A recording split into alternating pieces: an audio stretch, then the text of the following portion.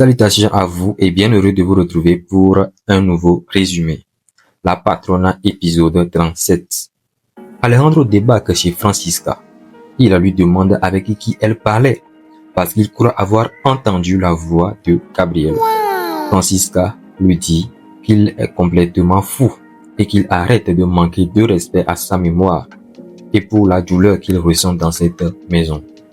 Mais avant de partir, il insiste à savoir qui était la voix qu'il a entendue. Francisca lui dit que c'était une de ses clientes et le chassa de la maison. Prudencia se confie à Chacón dans son bureau à propos de la tromperie de son mari. Elle se sentait humiliée et Chacón lui suggère de le tromper aussi en mode œil pour œil, dent pour dent.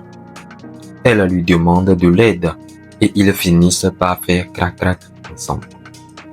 Gabriela avoue aux autres qu'elle a pris le risque d'aller voir son fils à l'hôpital et que Alejandro a failli le voir là-bas aussi.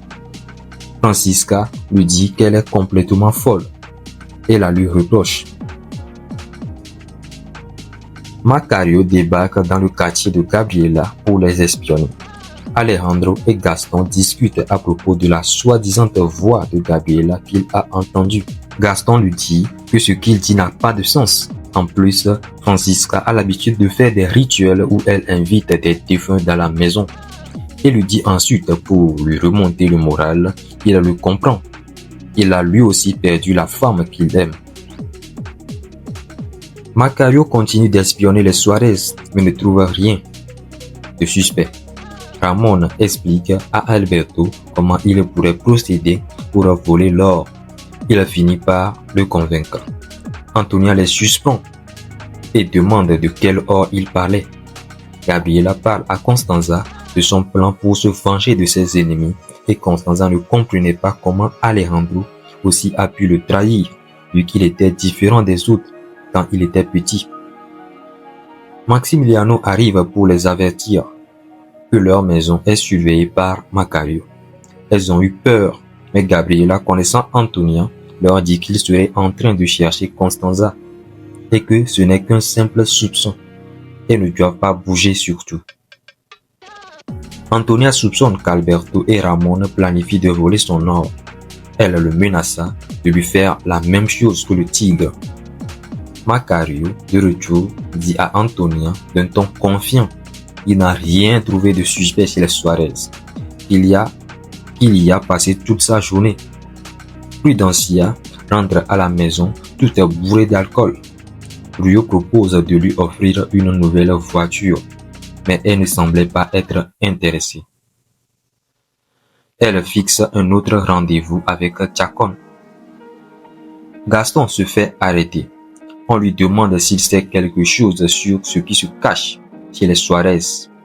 Gabriela est inquiète pour Gaston et pense qu'ils doivent vite partir pour ne pas mettre les autres en danger. Chacón finit par conclure que Gaston ne sait rien à propos de Constanza. On le libéra ensuite.